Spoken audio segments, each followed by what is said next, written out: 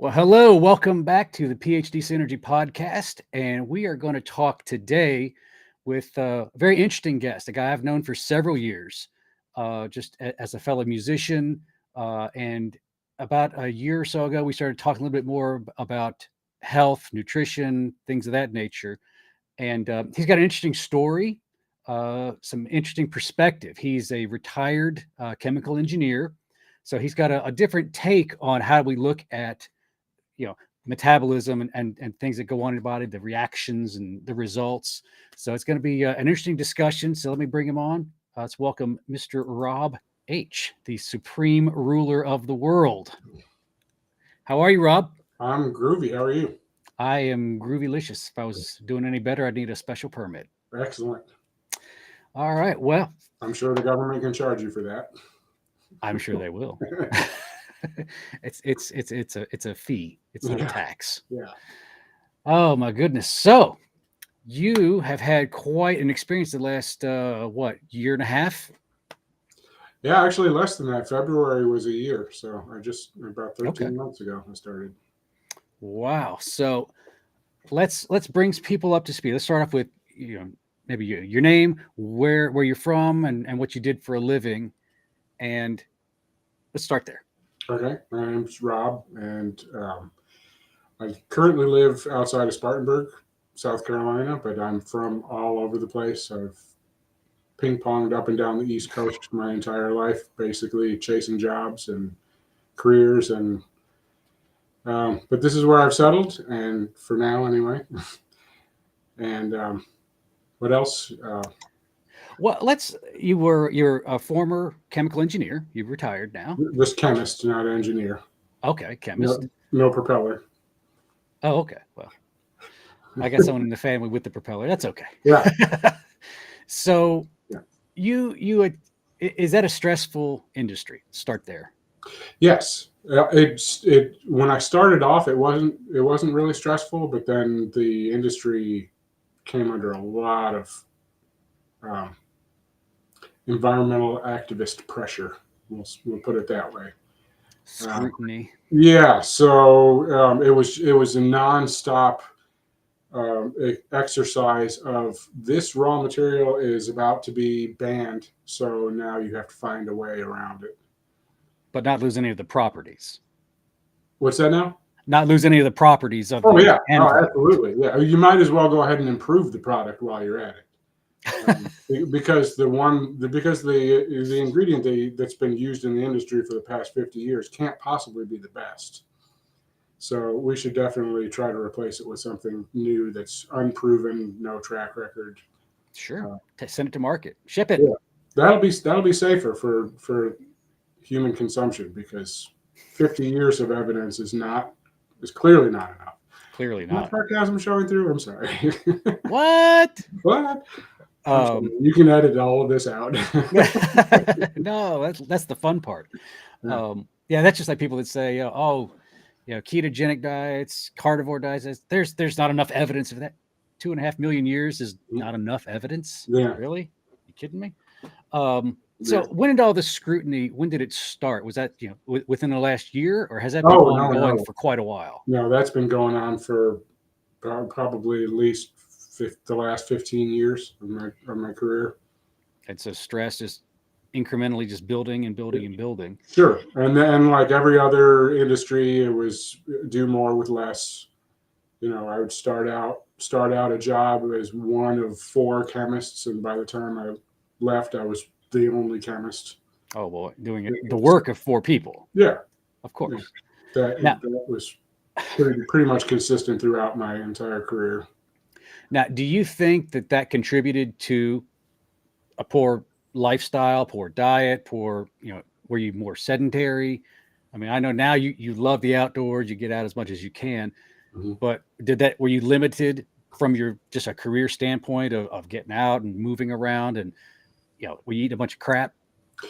To be honest with you, not the moving around part, because I've always worked in manufacturing, so I've always had to go out and walk the plant floor, and okay.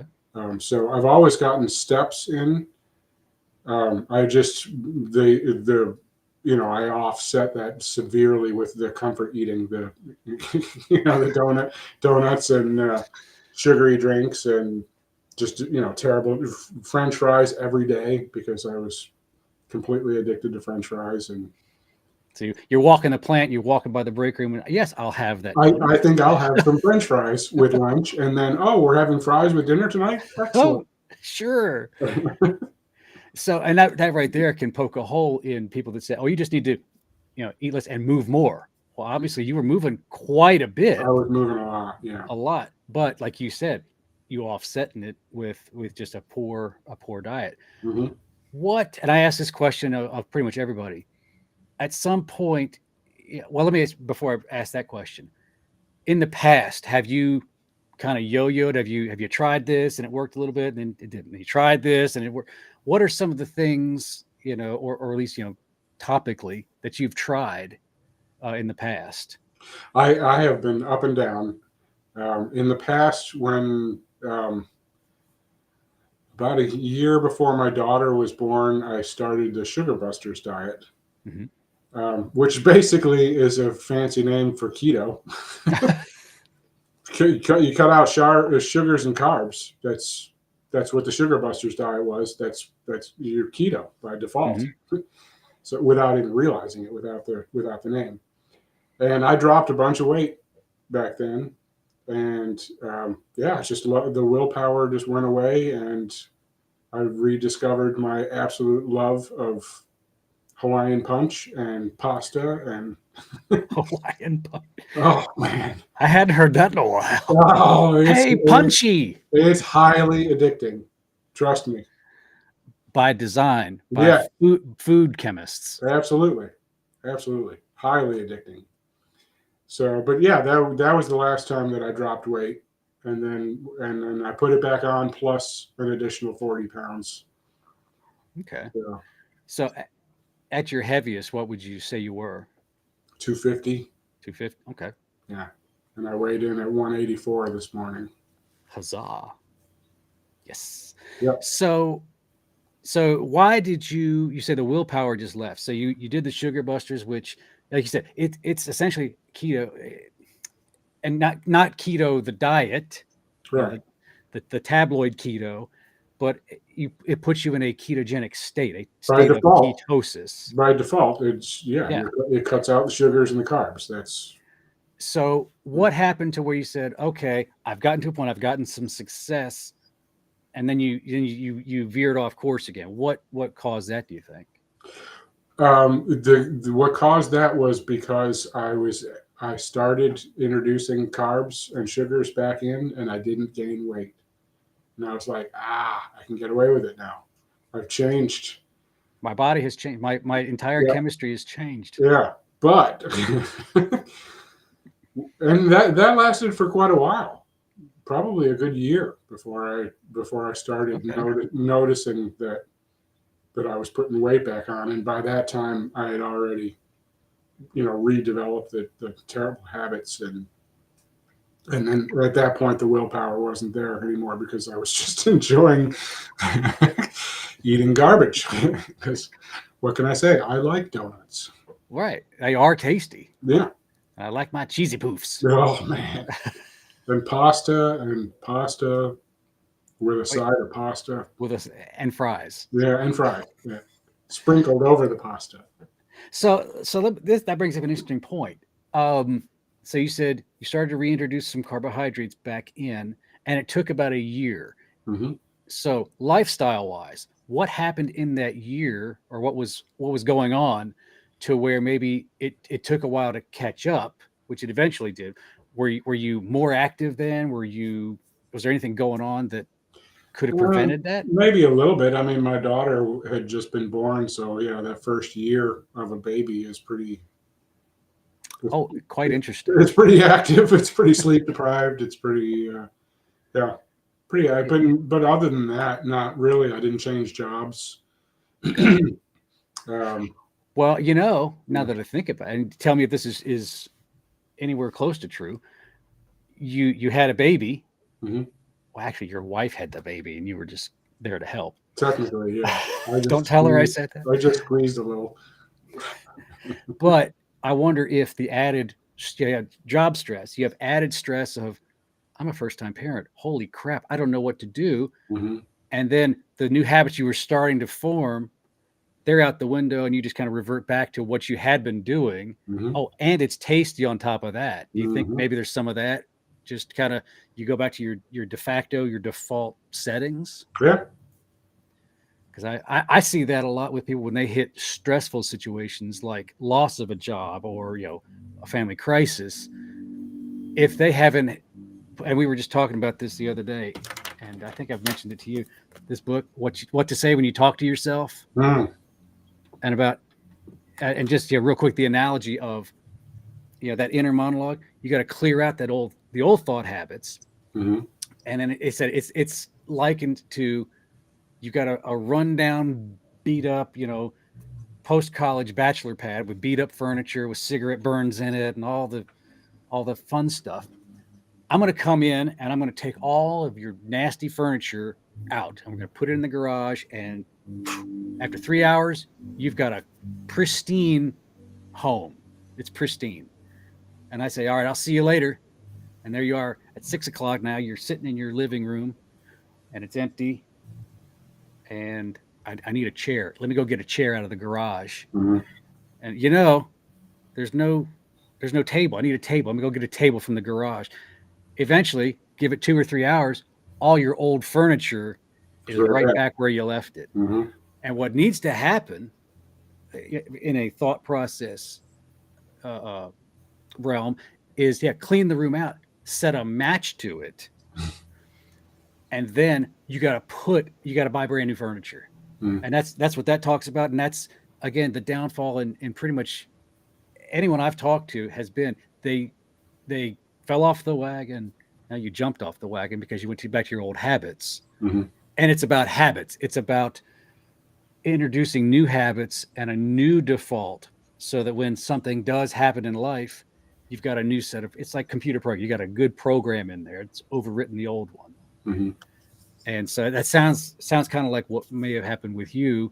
It is, but I have to be honest with you about something also. Um, when I did the Sugar Busters way back then, Mhm. that was it. I was 100% committed to it, and I didn't have cheat days or what I call now flex days. Mhm. Um, I just it was I gave up all of the sugars and the carbs, and I convinced myself I'm never going to eat those again, and that's not sustainable.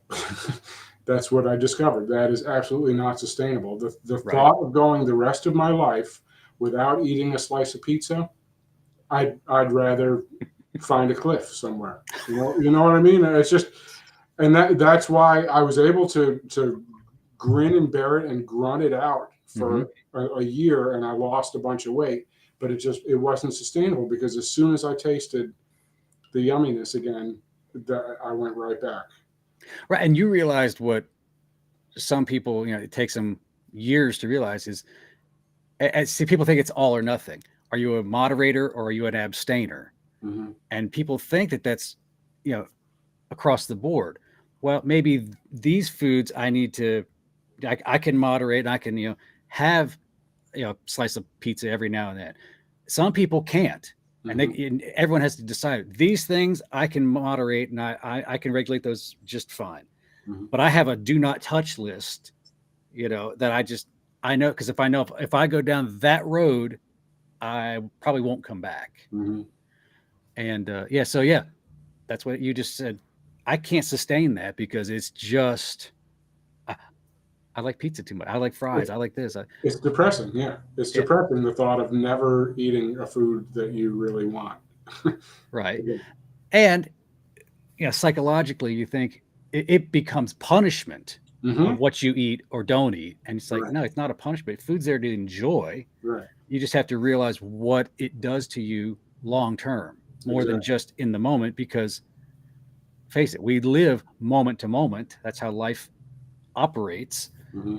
But if this moment I ate a donut, then the next moment I ate a donut, and the next moment I ate a pizza, not a Hmm. slice of pizza, a pizza, Hmm. then over time you compound that and you're in a world of hurt. Hmm. Um, and that's something I think is not discussed probably enough, Mm-hmm. especially people are getting so dogmatic. And we've talked about this before. People get so dogmatic. I'm a carnivore. Well, I'm a vegetarian. Well, I'm a paleo. Well, I'm a keto. Well, and they dig their heels in to Mm-hmm. labels and dogma, and they don't realize that Rob's nutritional needs are as unique as Rob's fingerprint. Mm-hmm. Your proper human diet is going to look nothing like my proper human diet because we're different. Physiologically, we're different. Mm-hmm. And I'm better looking, clearly. well, I mean, the jury's still out. Okay, you said something about editing. I can do Where's the edit that. button?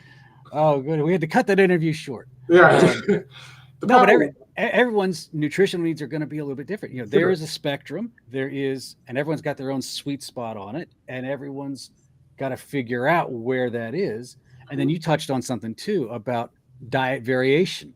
Mm-hmm. Again, people get so dogmatic that they don't realize that they'll hear on one hand, okay, yes, our primitive ancestors, they would go for days without eating, and then they'd have days where they'd go kill something and they'd be eating on it for a while, Mm-hmm.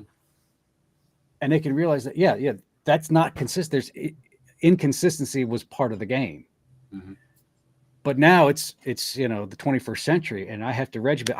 I got to go exactly 22 hours and 5 minutes, and then I can eat, and I've got a window of about 30 minutes, and then I have to stop eating.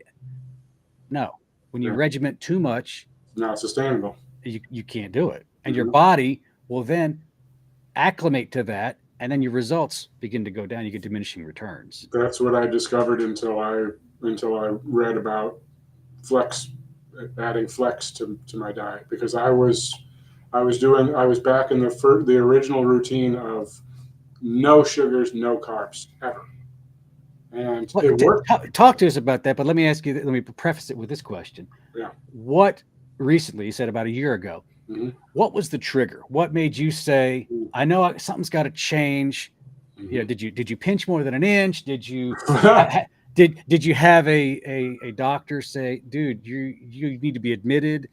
What was the trigger for you to say, I got Not to make a big change? not admitted, but I was type 2 diabetic, and initially put on metformin, and I had an A1C of 11.5 Holy when I first mackerel. got tested. I Now, was let I me was share this because this is people will just yeah, flip. I was hardcore diabetic without realizing it. Check that out. Now, when is that picture on the left? When was that? That is September of 2022. And you said you were around 250 at that point? 250, yeah. Okay. Now, this other picture was just a couple of weeks ago, and you Yeah. said you're right around 186.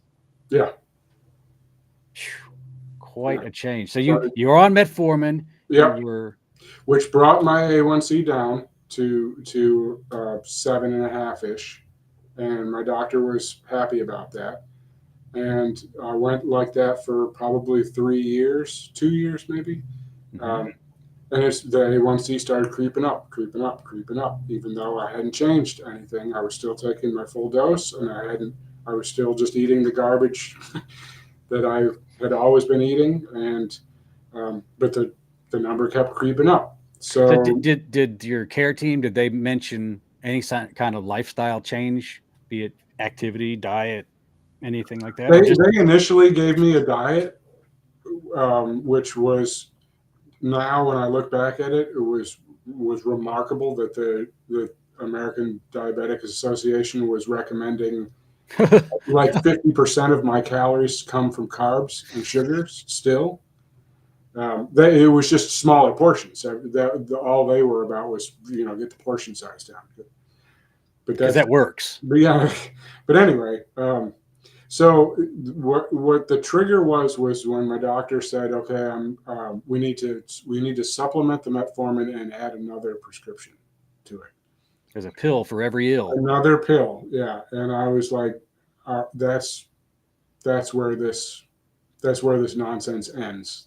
Adding another ridiculously expensive medication um, is not the solution. The solution is just stop eating the garbage, garbage in, garbage out. Um, How did that conversation go with your doctor when you said, no? I didn't have that conversation with him until after I had already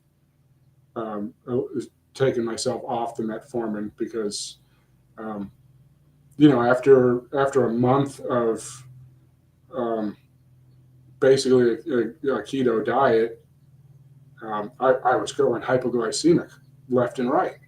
I was just dropping out. I Mm-hmm. felt like I was going to, collapse. And so I thought to myself, okay, well, what's one cause for that? I'm taking a medication to lower my blood sugar, and Mm-hmm. I'm not feeding my body any sugars. So that's kind of nonsensical. So I stopped taking the metformin for a while, and my sugars just stabilized right out. And Now, fortunately, metformin is a pretty easy going, but I will say this, you know, we're not healthcare providers. I'm a health yeah, coach. I'm not. I'm not We're not giving suggesting. any medical advice here. Yeah, This I'm is not purely suggesting that. his story. Yeah, Um, I'm not suggesting that you not listen to your doctor, but I made the decision that was what I needed to do right. for myself because actually the entire time that I was on the metformin, I know that it's historically a very calm medication, and my doctor even said, "Oh, it should never cause hypoglycemia." But the entire time that I was on it, if I got hungry, I went from hungry to ready to collapse Hmm. like that with no warning, and that was the entire time that I was on it. So And how long were you on metformin? at least 3 years, I'm thinking. Because I remember one time you and your family had come over and we'd had a meal and something happened and you just like I gotta lay down Hmm. and you just you collapsed. Yeah, Your when I your was, wife said, yeah, he's on some new medication and mhm. this happens sometimes. Yeah, yeah. When I went low, I went low. It was bad news. Like shaking, sweat pouring, just the feeling of if I don't eat 5,000 calories right now, I'm not going to make it through the day. That was the feeling that I Hmm. that I got. And fortunately, even though we're not recommending this, um, since I've been off the metformin and since I've controlled my sugar through diet and Hmm. exercise, I haven't gone hypoglycemic a single time, not once. Say that again for the people in the back. Yeah, have not gone hypoglycemic a single time Just through diet and just through exercise. diet and exercise. Yeah, Wow. and my A1C has been non-diabetic the last 3 times it's been checked. So, or 2 times it's been checked. So, for So a year, below 5.7. yes, yeah. The first time after 6 months on this lifestyle, it was 5.6, and then the last time, which was in December, was 5.1.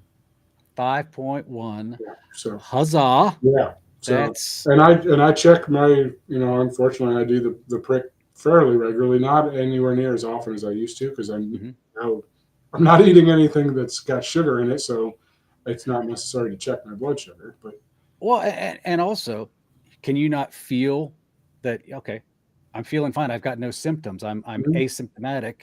yeah, There's no need to check my finger all the time. right, right. Once I got a feel for what I could introduce into my diet and how it was going to impact me, and actually that's another really neato thing. Because I can tell that I have metabolically healed myself in a lot of ways Hmm. because for quite a while, my sugars were very steady and very low because I was, not eating anything. But then when I would occasionally flex, it would jack my numbers because I'd always check if I ate something that was, well, I just gave you a thumbs up by You're accident. okay. um, so it would, my numbers would spike pretty good. Right. and then come settle right back down, and then stay low because I'd go for another 2 weeks without eating anything. Um, but now, when I have a flex, my sugars go to 120, 125, which Normal range. that's the normal range. Yeah, I mean everybody's, even a non-diabetic. Right. You're if you eat something with carbohydrates in it, your sugars are going to go up. The So sugar up, insulin up, but then yeah, now your body, but it goes right back down, yeah, and it doesn't spike like it used to. right. And that's, and we're not going to get into glycemic index versus glycemic load, but yeah, the spike Mm-hmm. and the crash Mm-hmm. versus, the sustained, Steady okay, it's state. up for a little bit and then Mm-hmm. it, gently comes back down. It doesn't go up as high and it doesn't It crash as doesn't fast. crash. Yeah, yeah. So now I know when you say flex, I know what that means. Some people call it uh, keto flexing or metabolic switching Mm-hmm. or diet variation. Explain in a couple sentences what you mean by that. That means once, like every other week or so, I'll have a meal that's got some carbs. I I know, and it's almost always pizza. Almost always. Because that's the one thing that if I was told that I could never have pizza again, I would say, okay, I'm going to die fat and happy then. I can't go the rest of my life without it. I just not interested. Oh, you lived in New York for so long. Oh, yeah, and I mean it's torturous enough as it is being in South Carolina and them not having any clue what New York pizza is about. Yeah, well, There is one place local here that's pretty close. They're good. But yeah, that's basically it. Or special occasion, if I'm out right. to dinner celebrating something, um, like when we were in Florida, we went to an incredible Cajun restaurant, and I'm not going to a Cajun restaurant and not getting etouffee, crawfish etouffee over rice. That's just when in Rome. yeah. But again, I tested myself an hour after and 2 hours, and the highest that I got was 130. See, now let me stop you there. That is that's a boss move right there. Someone who's in tune not only with their body but with the science of it. I know I'm going to go a little off plan here, Mm-hmm. and I'm going to test. I'm sure it's going to be fine, Yeah. but let me get some confirmation to see if anything's even changed. So that's a boss move right there. I need the numbers. Well, and that's your engineering background, and that's why I wanted to talk to you, is because you bring that perspective. Mm-hmm. So let me ask you this.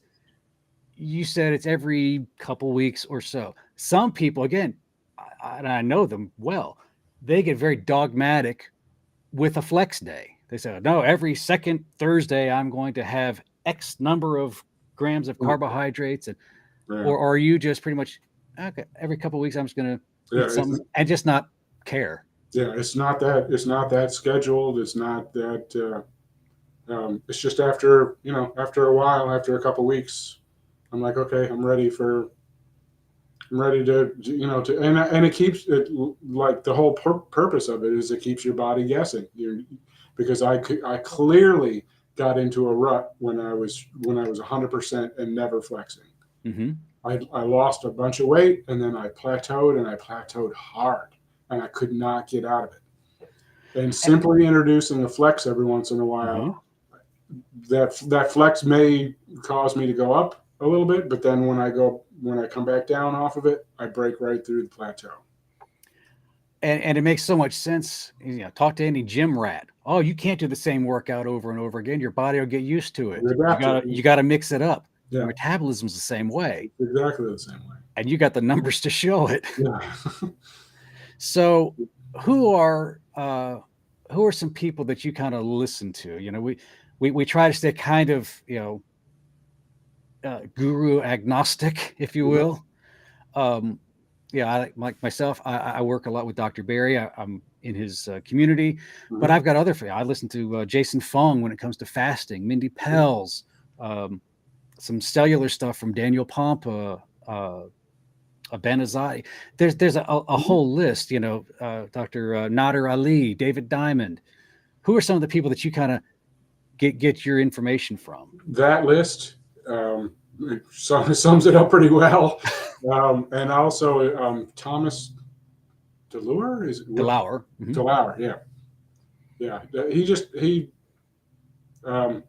seems to be a straight shooter, and he cites studies. He's not Mm-hmm. just talking. Right. Yeah, So that's important too, especially for a detail guy, mhm, a science background. You like numbers. You like to yeah. say, okay, that sounds good. I like the sound of that. Let's check it out. Hmm. And the studies that are being cited don't appear to be biased or um, that's the other thing. After being a scientist for my whole life, it's remarkable to me that any scientist would be willing to to change the results or to influence the results based on who's funding their study, and yet that is so prevalent in science right now. And it doesn't take Very. a PhD to find that stuff. Hmm. They have to disclose that, number one, legally. Hmm. But then and you see, oh, well, they work for this and they're on the board of this, and it's like, Hmm. really? Throw Yeah. that study out. Yeah. Well, and like I said, that's what I battled in my career the entire time. They came out with these studies that showed how dangerous the materials that I was working with were to human health, and yet you could follow the money trail right back to our competitor. It was so blatant. They tried to get certain items banned. And then, fortunately, the Surgeon General stepped in and said, "No, we're not going to do that. We're not going back to being a third world country. Thank you very much." So then they shifted and they went to other raw materials, just everything that they could do to make it as difficult as possible, and to give a black eye, a bad name to the product that I was involved with. Um, yeah, it's saddening that there's scientists that are out there that are willing to do that, because it damages the entire industry Mm-hmm. when your credibility is gone. I don't know. It's just Well, then that brings was it ever really there to begin with, or was it just purchased? yeah, yeah. Wow. Yeah, you would hope. I would give them the benefit of the doubt that when somebody's going through school to become a scientist, that they've got some integrity, that they're not thinking, "Boy, I can't wait to get out there and get my first bogus study going." Right. Um, so I give them the benefit of the doubt, but clearly there's people that have a price and are Oh yeah. willing to be bought. And Well, and I know physicians, I know people in the nursing industry, and yeah, they have all the best intentions, but as soon as they get out and they hit the real world, mm-hmm. they figure out what the real world's A really different about. ball game, yeah. Yeah.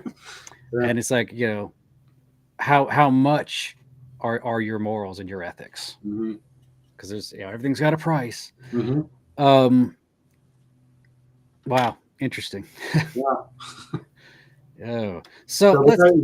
getting back to what you were saying, though, he's one that I watch on a regular basis. Jason Fung is because of all of the fasting information, um, and again, it's in a logical manner that these things are presented. That's not shaming you into doing things. It's just here's what we're seeing works, and if you choose to try it, then you can try it.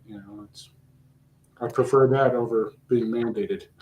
Right. You have to follow this regimen. You have to fast. You have to.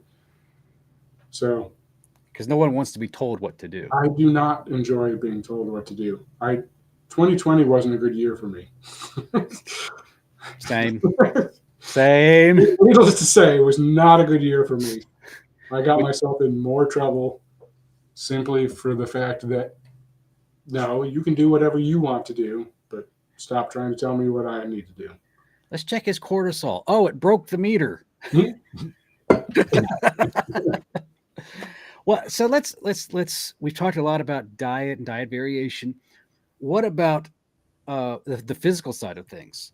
I know for myself, when I started a kind of a dirty keto, which went to a clean keto, which after about a year went to a meat heavy ketovore, almost carnivore, but not. I've never gone full carnivore. I'm like 90%. Mm. But I know in those first few 6 months or so, I didn't do a lick of exercise because my joints didn't want to, and I slowly was getting the energy back. Hmm. And it wasn't until about 6 months or so I started, and I think I've written it in my bio. It's like, let me just, no one's looking. Let me try to do one push up, and I did. I was like, Yeah. let's try another. I got 8 push-ups, and I hadn't done a stinking push-up in years. Mm. And it just kind of happened, and it began. It's like, oh, now I have the energy, and my body doesn't hurt.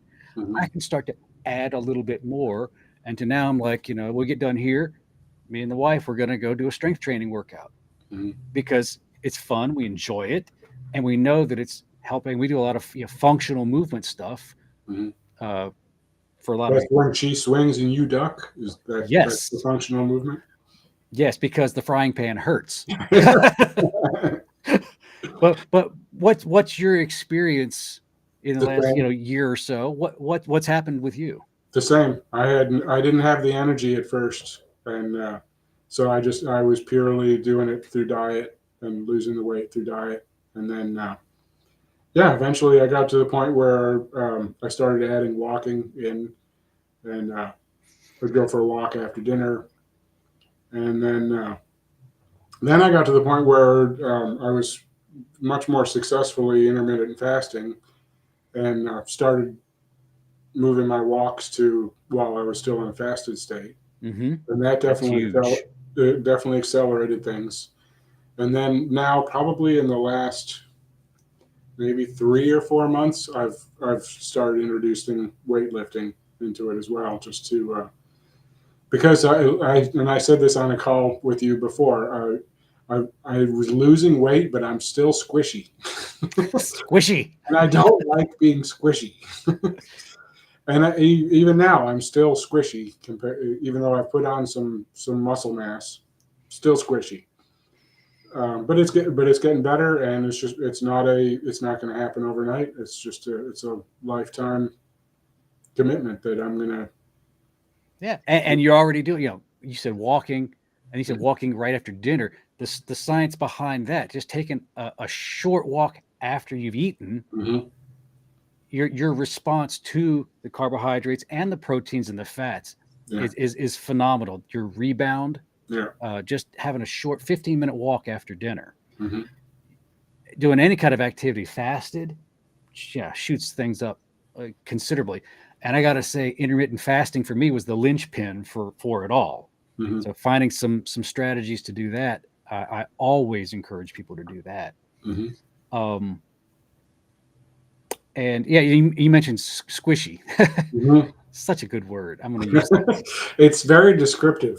Yes, but I'll totally steal this from Dr. Mindy Pels. She says that's your body doing you a favor Hmm. because, and I heard this in detail from Dr. Sean O'Mara, your visceral fat, that's the where it gets around your organs, your liver, your pancreas, that's the ones that kill you. When your Hmm. fat deposits there, be glad that that's gone now, Hmm. and now it's just the subcutaneous fat.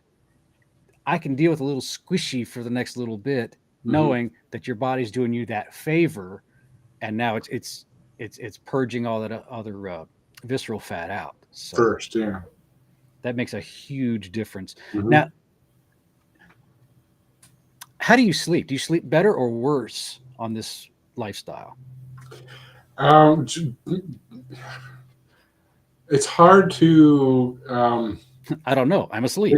No, it's hard to correlate because I don't know if it's because I'm retired and the stress has gone away that I'm Mhm. sleeping better, or if it's. I'm sure it's a combination of both. But Okay. yeah, I do sleep better. When I first retired, I was I was sleeping 11 to 12 hours a day for a while. I was just physically and mentally exhausted Right. by the time I left. and I was so happy to not have that stupid electronic rooster interrupting me every morning. So I would just sleep straight through. Right. I'd go to bed at midnight and not wake up until 11 o'clock in the morning. I just the way it was. But now Do you oh sleep with a machine, a CPAP, or yeah, anything I like? still use the CPAP. Um, Has that been able to dial down any? I dialed it down pretty significantly. Yeah, and I'm less than one event per hour every night. I check it each morning. And Yeah. that is directly related to, like you said, squishy, fatty Hmm. deposits, even in the back of the tongue and in the throat. Hmm. But if you guys are listening, he said that's all dropped, Hmm. and guess what? Now he's dialed his CPAP down. Hmm. I used to snore quite a bit, Hmm. and I've never had a CPAP, but my wife says, yeah, I don't snore anymore unless I'm like ridiculously tired or Hmm. sick. Hmm. Um, and yeah, and I don't have any wake myself up events or anything like that. Hmm. Um, I used to, so maybe years ago, maybe I should have had one, but Hmm. I've never had an issue in the last 3.5 years. Yeah. Yeah, I'm paranoid too. I feel like I probably don't need it anymore, but until I get tested and get the numbers, Mhm. I'm just I need the that. data. Yeah, that's one. The metformin, I could feel pretty confident giving that a test for a month and see how I did, because I can test my numbers. Um, but the CPAP, if you go to bed and you don't wake up again the next morning, you Yeah, can't you you can't can't test un, that. you can't undo that. So Fair point. I should probably go and get another sleep study done, but I haven't. It's I've gotten so used to just using the machine that it doesn't. Sure, It's annoying when I travel, but but it's not a it's deal been breaker or so anything. long that I've been using it that it's just I would I'll have to adjust to not using it Sure. again. So No, but just the fact that you've been able to dial it down so much yeah, speaks volumes. yeah, yeah, Um, and the numbers are fantastic every morning. Less than one event per hour. That's anything less than 5 events per hour is considered non-apnea. mhm. So less than one is that's non apnea. A- as the youngsters would say, you Gucci. Yeah, I don't even know what that means, I but don't either. I don't my daughter says that we really. Gucci, we Gucci fam. Mm, This is the teenager. We mm, Gucci fam. Yeah, I guess we're Gucci and we're good too. yeah, borderline groovy. Ooh, Yeah, psychedelic. yeah. What what mindset shifts have occurred in the last year and a half or so? You made a decision to take control of your health through diet, and now you're adding in some exercise. What's gone on in that noggin? I know that's a loaded question, especially Mm, because I've known you for so long. yeah, Maybe I shouldn't ask that. Too yeah. late. Mostly the voice in my head constantly says, "Wow, you can see for miles in here." Ah, Yeah, echo code. yeah, yeah, precisely. I mean, Yeah, no, when I left my job for the last day, I did a data dump at the door, and haven't been a heavy thinker since. I mean, have you noticed yourself looking at not just food, but just looking at situations differently? Sure. Yeah. Yeah. And it's kind of like what is it? Was it Dunning Kruger's where you is that where like if you just bought a car and now you start to see that car everywhere you go? Oh yeah, yeah. Do you notice things about other people? Oh my gosh, I can't believe they're eating that and that. Unfortunately, yeah, because it makes me feel really. Um, I try not to say anything Hmm. because nobody wants the preachy Right. former addict, but that's what I feel like. I feel like I can't help it when I see somebody just gobbling down a Coke and donut at the same time. It's just like, oh, you are absolutely destroying your body with that. But when I was doing that, I knew I was destroying my body with it. It's not like I wasn't aware. I just didn't care. What made you care? Ooh, there's a good question. the additional medication. Yeah, the fact that I couldn't do it without it starting to really manifest itself in sickness. For years I was eating all that garbage and I wasn't diabetic because of it, because it hadn't had time to build up yet. And so when I was getting away with it, I was like, who cares if I'm pudgy in the middle? Fine.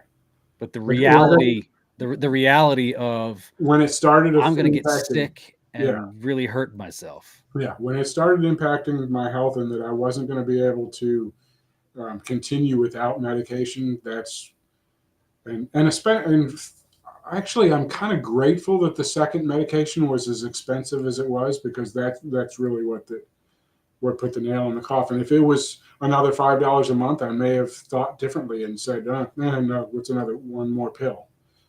But this medication that my doctor wanted to put me on was going to be $1,000 a month after insurance. Okay.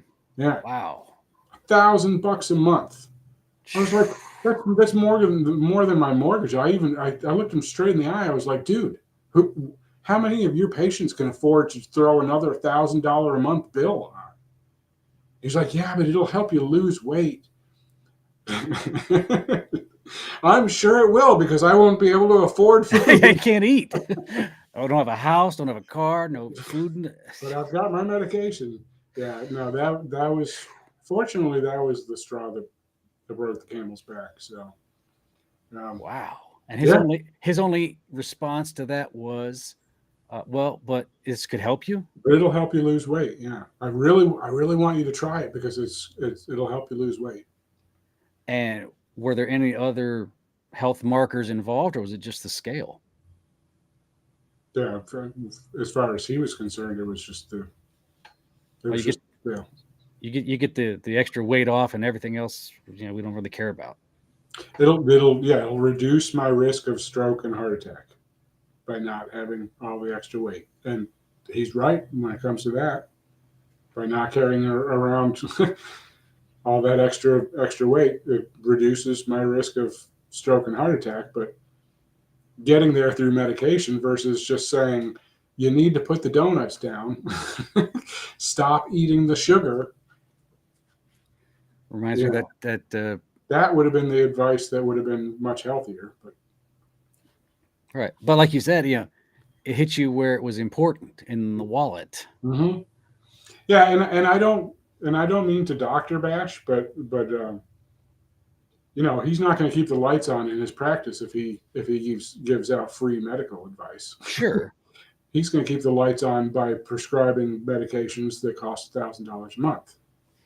Unfortunately. Again, it's the reality. It's sad, because you go to a doctor thinking that they've got, and I'm not saying that he doesn't have my best interest at heart, but the method to improve my situation isn't necessarily the best the best method.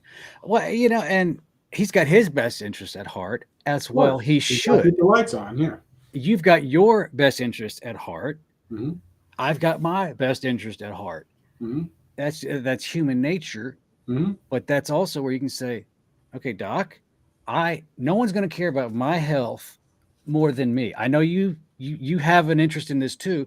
No one's going to care more about this than me. Mm-hmm. So I'm glad to have you on my care team. I'm glad to Mm-hmm. have you as an advisor, and whatever you say, I will gladly take it under advisement. Mm-hmm. But, and say this tactfully, you ain't the boss of me. Yeah. You're not my daddy. Yeah. And I'll take it under advisement. And Mm-hmm. then, what I've heard Dr. Berry call a ninja move is, if they get real adamant about it, you say, okay, I want you to note this in my permanent record, that you've explained this. I've said I don't want to do it, and that I take my health very seriously. You've not ordered these labs, or you've not done this, and I want you to note that in my permanent file, and I want a copy of that before I leave today. Mm-hmm. That's kind of the nuclear option, and usually, providers will be like, okay, relax, because they're hearing in the back of their head, oh, malpractice, lawsuit. But just a lot of people don't understand. They think they're used to being told what to do. Mm-hmm. Yes, boss. Yes, absolutely. Yes, sir. Yes, ma'am. And they're taught that doctors know everything. Right. Yeah. Yeah. There's some mystical. Mm-hmm. No, I've heard it before. They're just dudes and chicks, Mm-hmm. and and they're not infallible. Mm-hmm. They're just they've been down a certain road, maybe more than you or I have. Mm-hmm. But that doesn't mean that it's gospel. It's Mm-hmm. guidelines, and taking it under advisement, it's just like in every other area of your life, you can get multiple opinions. People have a medical advisor, a doctor. They can have a financial advisor. They could have pick the area of your life, Mm-hmm. and you can have advisors in that. But who ultimately makes the decision? You do. Your wife does. Exactly. And all the income in the house, and we split it right down the middle, 70-30. Yeah. But yeah, people. There's her check and there's our check. Anyway. But yeah. I mean, and you had that discussion either directly or indirectly, saying, "Okay, you're saying this, and I've taken it under advisement, but I'm going to choose to do this because that suits my best interests." Mm-hmm. And more people, I think, need to take that initiative. There's kind of two big areas, two big categories I see a lot of people in. They're used to being told what to do, and Mm-hmm. they just do what they're told. Then there's the other people that are used to having people do things for them. Mm-hmm. I'm going to have someone mow my lawn. I'm going to have somebody deliver my groceries because I got to do other things. And that can get you into trouble too, because then you got to, you can't farm out good health. Mm-hmm. You can't, it had to be you that said, I'm not going to eat the French fries. It had to be you to say, Mm-hmm. I'm going to make these decisions. You can't say, well, I'll have somebody do that for me because I'm too Or busy. I'll take a pill that allows me to do whatever I want. Right, because there is no magic pill. I wish that pill existed, but it doesn't. It's bottle says miracle on it. Yeah. What other? So let's say someone's listening to this and they say, "Okay, that's good. I can relate to what Rob is saying." Where do you get started? How do I start? I know I need to make a change. I'm on, I've got a grocery list of conditions and I've got medications and I want to do what Rob's done. I want to have half the results that he's gotten. Where do I start? Well, honestly, starting was really, really difficult for me anyway, because as soon as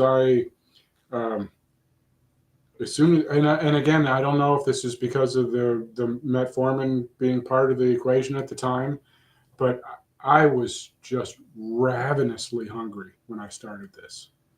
And I, daily I was thinking to myself, I don't know how I can possibly keep this up because I can't go through life this hungry all the time. and it just wasn't satisfying me. But it was really a matter of just pushing through that because that was temporary. The other thing was hooking up with you, a coach, somebody to give suggestions on here's some meal ideas, here's some diet ideas, here's some exercise ideas. All of that stuff is extremely helpful. But that was why I reached out to you in the first place, was because I was so hungry. Just, I was going to bed and my wife was saying, "Good Lord, your stomach is growling over there." It's like, yeah, because I'm hungry. I haven't eaten in 2 hours. I'm freaking hungry. Now, when that was occurring, how far into this were you? Was this like right away? Like That the was first right couple away. weeks? That was the first, for probably the first three weeks, I was ravenous. Okay. And then after those 3 weeks or so, it kind of started to subside? Yeah. As soon as my sugars stabilized, because my body had been on a roller coaster for so long that it was wondering where the roller coaster was. It had to have been wondering where's my sugar, man. you've been doping me up for years now. And that's the only thing I can equate it Interesting to. choice of words. That it was like my body going through withdrawals from the sugar. Oh, 100%. Yeah. And in that also, it takes about that long, 3, 4, sometimes 6 weeks, Hmm. but yeah, roughly a month to get fat adapted where your body says, okay, I don't need all that sugar. Let me start using some fat, Hmm. and I'll start with the fat you take in, but then, oh, well, I'm still hungry. And there, let me take some of this. Let me take some of this. Hmm. That's why, people say that, even when you're fasting, you're still eating. Hmm. Right. Right. But it took a while to adapt to that, and I don't want to discourage anybody from starting, but it's a long month. it's But but worth it. it's worth it. And when you Honestly, when you totally have worth somebody that you can rely on, and I hate the term so much anymore, accountability. it. Hmm. I mean, I love the idea and the term, but it's becoming white noise, I think. An Hmm. accountability partner, but someone you can just get real with, Hmm. and you can text them, Coach, I'm hungry. It's You know? 10:30 at night. Help. I say, eat Yeah. some fat, you'll be all right. Eat Yeah. some fat and go to bed. You big stupid. Oh no, that was just me and you. Uh, yeah, I would never call anyone stupid except you. Yeah, obviously. um, but yeah, finding someone you can just be real with Yeah, makes it, makes it it's helpful. It's definitely helpful having a coach, and then things stabilize, and I don't want to say it becomes more of a routine because I'm trying to make it so that it's not a mm-hmm. routine. That it's just it's just a lifestyle choice, and but just as soon as my sugars stabilized, and that was the thing. That was why I had resisted going, um, trying to start something like this for so long because I went hypoglycemic all the time. I was like, how am I ever going to lose weight if I try to cut back on eating and I drop out? And Right, I'm ready to pass out. And then I eat way more than I should because to I'm just compensate. I'm just Right, desperate to get food in me. So yeah, I didn't know how that was ever going to work, but I didn't understand at the time that I had the capability of stabilizing my blood sugar and that the spikes and the crashes would go away. I thought that was a forever thing. and then once the metformin was out of the equation, then Yeah, your body could respond truly. yeah, yeah. It's just totally stabilized, and I'm 90 to 105 anytime that sometimes as low as 80, but I've never measured below 80. Yeah, so yeah, And I've never felt the feeling of hypoglycemia. that's a So winner in my yeah, book. yeah. So that in turn allowed to start intermittent fasting because I was afraid of fasting because I was going to drop out. Mm-hmm. And there's no way I'm going to fast because I've been snacking every 2 hours for the last 25 years. Fast. And You mean like fast food? yeah, Like French fries? like, just anything, just constantly snacking because I bought into the whole you should eat a whole bunch of small meals instead of loading up on a single meal, and I didn't realize how desperately incorrect that is. Because your insulin, that's Yeah. like if your pancreas is a car engine Hmm. and you turned it on and you put a cinder block on the gas You pedal just and floor it left it all in the the time. garage, Yeah, eventually it's going to wear out. yeah, So wow, yeah. let me put this back up here because this is I just want to show that to me is Yeah, that's gross. no, but that I mean that's just says so much. Yeah, Um, and again, that was you year and a said half, year and a half ago. 250 year and a half ago, Mm-hmm. and then around 186 or so, just a 100, couple weeks, 184 this morning. 184 Don't this morning. get me those last 2 pounds; they were difficult. You got it. No, So I'm what's next on kidding. your health journey? I know that you guys do a lot of traveling, a lot of camping. Hmm. What what does that look like from a dietary standpoint? Absolutely no change. I when I go camping, I keep my lifestyle up just as easily. I still intermittent fast. I have my my eggs and protein for brunch in the middle of the afternoon, and then we cook something. I grill or whatever for dinner. It doesn't change. I get up, I go for walks. The thing that I'm most looking forward to is when we go hiking to waterfalls for me to do my photography and stuff like that. It's not going to make me want to die just because I walked a quarter mile with a backpack on. Because that picture that's from Yellowstone, we went on a couple of hikes and I didn't think I was going to make it. Pretty brutal. Because I'm carrying all my own weight, and then I throw my camera gear on my back in a backpack, and then add higher elevation to it. It was uncomfortable. Have you, and I should know this. It's not like we're friends or anything, but have you been back to Yellowstone since then? No, I wish, but It'll be interesting the next time you go back. I've gone for multiple hikes though now, and when I go out for walks in the neighborhood, a lot of times I'll throw my camera gear on my backpack just to just like weight training, just to add that resistance when I'm walking, so that when it gets to the point where I'm out and I'm hiking, it won't be like, oh, I just added a whole bunch of weight. That's what I'm conditioned to. You train here, so when you're called upon to do this, it's not a big deal. It's easy, yeah. Wow. I just think it'd be interesting the next time you do go back to Yellowstone, go to those same places, how much better you're going to feel. Yeah, I can't wait. But even just the East Coast, when we go, the East Coast is pretty hilly. So we've done some some waterfall stalking that's pretty challenging, and recently, anytime that we do that, it's just it just feels so much better to be able to just hike to go to where we're going and not feel like I'm going to keel over and die. Well, and think about it now that you have the energy, so you've got energy. You can be outside, so you're getting fresh air, not recycled air. You're getting sunlight, vitamin D on your skin, which does all the things. We're not going to get into a science thing. Yeah.